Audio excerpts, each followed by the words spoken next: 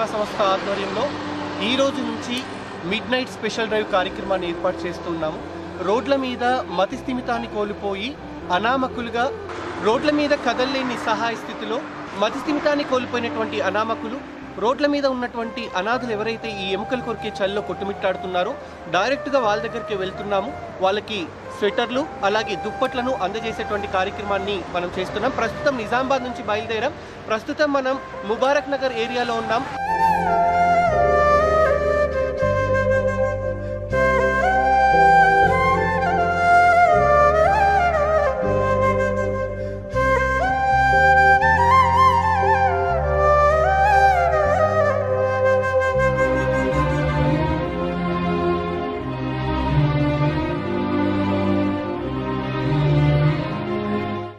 ఇలాంటి వాళ్ళు ఎక్కడైతే ఉన్నారో డైరెక్ట్గా ఇలాంటి వాళ్ళని ఐడెంటిఫై చేస్తూ చలి తీవ్రత నుంచి వాళ్ళకి రక్షణ కల్పించే విధంగా స్వెటర్స్ అలాగే సో ఇప్పుడు ఆర్మూర్ వెళ్ళేటువంటి ప్రయత్నం చేస్తున్నాం. ఆర్మూర్ ఏరియాలో కూడా ఇలాంటి వాళ్ళు ఎక్కడెక్కడైతే రోడ్ల సైడ్ ఉంటారో అలాంటి వాళ్ళందరినీ కూడా మనం క్యాచ్ చేస్తూ వాళ్ళకి స్వెటర్లు బెడ్షీట్లు అందించేటువంటి ప్రయత్నం.